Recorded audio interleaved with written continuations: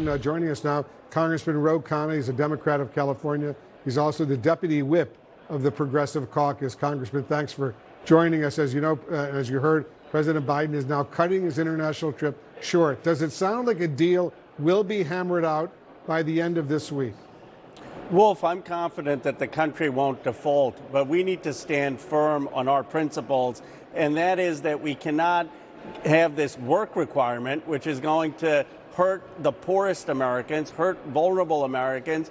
Instead, what we should be doing is getting rid of tax cuts for the wealthy, or almost $1 trillion defense budget, and that's not going to fly with a lot of progressive Democrats to have this work requirement.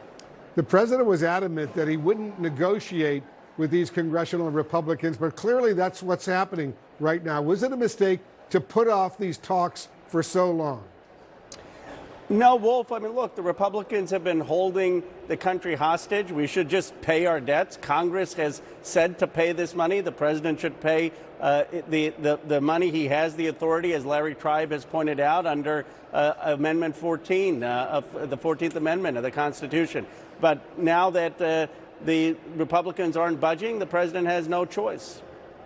Republican Congressman Ken Buck earlier today said it's not, in his words, the end of the world if the U.S. does default.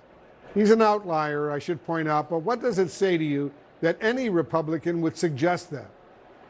Well, it's kind of shocking. I mean, maybe it's not the end of the world for him, but it's going to be huge harm to many working class and middle class families in this country. It's going to mean the stock market would take a dive, and that's a lot of people's pension and savings. It would mean we'd certainly be in a recession. That would mean a lot of layoffs. So I'm a bit surprised that he said that, and it shows the thinking of some folks on that caucus. Are there any talks going on among House Democrats right now to try to help Republicans get a bill over the finish line if the Republicans don't unite behind a deal between McCarthy and Biden?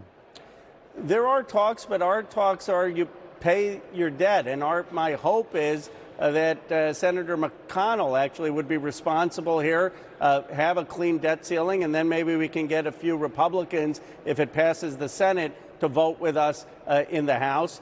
We also understand the parallel process, and if you're going to have a parallel process, that's fine. Some of us may be willing to participate, but we're not going to participate if that's on the backs of the working poor, when we know that we could have a repeal of the tax cuts on the wealthy. I just want to circle back and get your thought. If President Biden were to put work requirements on the table, as many Republicans are pushing for in these talks, will he lose Democratic votes like yours, for example?